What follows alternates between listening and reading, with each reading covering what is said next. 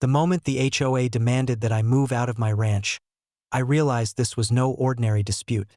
It was a declaration of war, executed with all the arrogance, incompetence, and obliviousness that Karen and her minions had become infamous for. The notice was delivered via a carrier pigeon. An odd choice, but one that reflected the HOA's persistent flair for dramatics, threatening eviction within 10 days. The language was ludicrously formal, filled with legalese that had no standing, citing ordinances that were either outdated or outright fabricated. My family, well aware of their history with Karen, Brent, Donut, and the HOA, merely raised eyebrows. "Do they really think this works?" my daughter asked, observing the handwritten notice. I sipped my coffee, calm as ever. "They don't understand property law, authority, or consequences," I replied. The next morning, Karen herself arrived, flanked by her volunteer posse, each carrying clipboards, cameras, and the unmistakable confidence of people who thought they were invincible. Brent had driven up in his neon golf cart, waving a community eviction order printed from what he believed was the HOA's official database. Donut followed, helmet slightly askew, clutching a megaphone that he evidently planned to use to intimidate us into compliance. I watched from the porch, my eyes narrowing in measured anticipation. The family ranch is not only my home but a sprawling piece of property with complex security systems, automated gates, motion sensors, and K9 units that were, thankfully, fully trained and obedient. I didn't panic, I prepared. First, I activated the automated perimeter gates, locking them down while allowing only authorized vehicles inside. Karen, Brent, and the volunteers reached the gate just as it began to close, forcing them to backpedal awkwardly and knock into each other. The first signs of chaos were immediate. Donut tripped over a loose patch of gravel, sprawling onto his side while spilling the contents of his clipboard.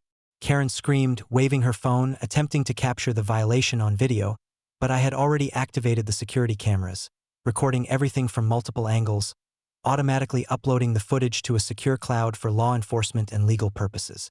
Brent tried to assert authority, shouting, "You are hereby ordered to vacate the premises immediately." The K9 unit, Titan, now calmly pacing behind the gates, growled softly, enough to unsettle even the boldest volunteer. "Do you really want to test that?" I asked calmly, stepping onto the porch. Panic began to ripple through the group. Karen waved her hands frantically. "We have the law on our side." I laughed softly, pressing a button on the remote console. Suddenly, the automated irrigation system sprang to life, flooding the approach to the ranch house with harmless but thoroughly slippery water. Brent's golf cart slid sideways, slamming into Donut, who was already flailing helplessly. Karen shrieked, attempting to regain control, but she too slipped in the mud, tumbling headfirst into a flower bed she had once criticized as too decorative. My daughter pressed another button, triggering motion-activated sprinklers along the main path. Volunteers were drenched from head to toe, while their paperwork disintegrated in the torrent of water. Brent shouted in fury, now completely soaked and humiliated, while Donut whimpered, clutching a bent clipboard. At the same time, I radioed the sheriff, who had been monitoring previous incidents, ensuring that law enforcement would witness firsthand the trespass, incompetence, and humiliation unfolding. Officers arrived within minutes, surveying the scene in disbelief.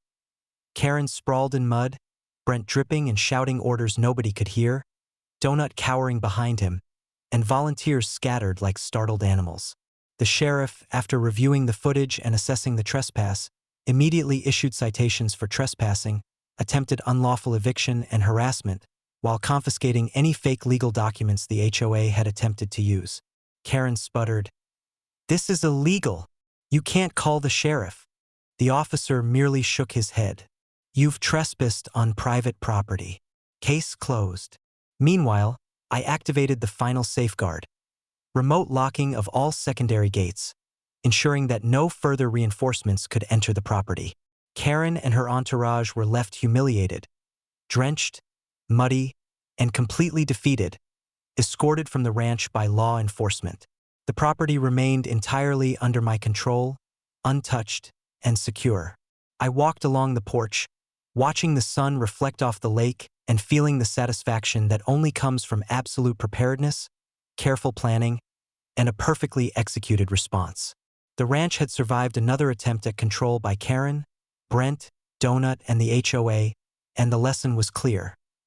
Any future intrusions would be met with the same unyielding force and ingenuity. The family, the property, and our systems had proven unassailable, and the HOA had once again learned the hard truth. You cannot challenge the sovereignty, preparation, and authority of a ranch owner who is always 10 steps ahead. Titan lay at my feet, calm and alert, a silent reminder that the property's defenses were both lethal in their effectiveness and meticulous in their execution. And as I sipped my coffee, the sun dipping below the horizon, I knew that while Brentshire and Karen would never stop trying, every attempt they made would be met with overwhelming, humiliating, and perfectly controlled chaos, ensuring that our land, our family, and our authority remained absolute and untouchable.